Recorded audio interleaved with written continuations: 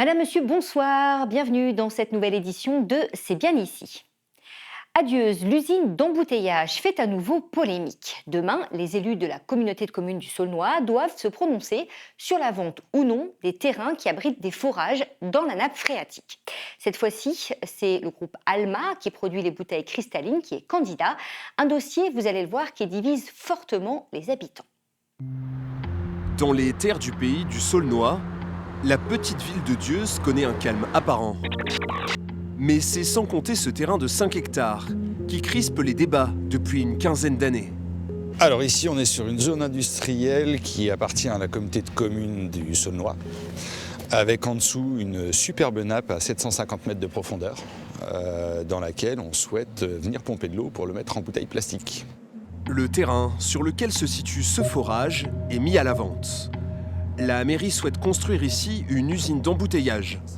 Un projet de commercialisation de l'eau que dénoncent les militants de cette association écologiste. Sur vos factures d'eau, vous ne payez pas l'eau, vous payez la distribution, le traitement, mais vous ne payez pas l'eau. Donc l'eau est un bien commun, de quel droit Dieu s'approprie ce bien commun-là?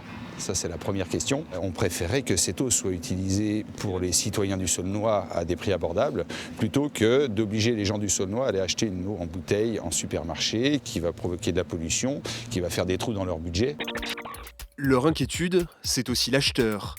Le français Alma, propriétaire de la marque d'eau minérale cristalline. Une entreprise actuellement visée par une plainte dans le traitement de certaines de ces eaux en bouteille. Contacté, le groupe affirme que l'usine n'en est qu'à sa phase exploratoire, mais permettrait la création d'emplois locaux. En privilégiant une commercialisation régionale, le projet renforcerait les circuits courts industriels, le dynamisme économique local et participerait à la stabilisation démographique du territoire. Pas de quoi rassurer ses militants.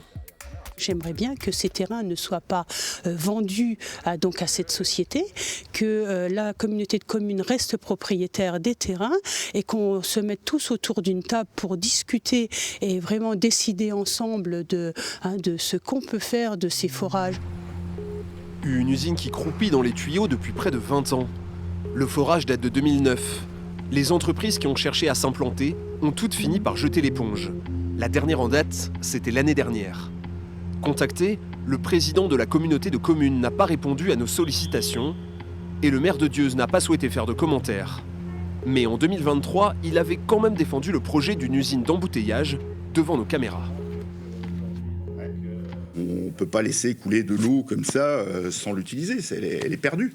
Donc, et en plus, vous avez des forages qui sont là, qui sont inexploités. Donc ça me paraissait normal de trouver et d'en faire quelque chose. Depuis le départ de son historique régiment militaire en 2011, la ville de Dieuze a perdu 1 millier d'habitants.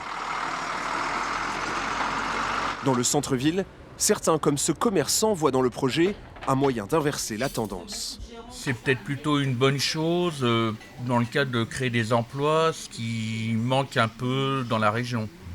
Les élus de la communauté de communes avaient rejeté la vente des terrains lors d'un premier vote intervenu au mois de novembre.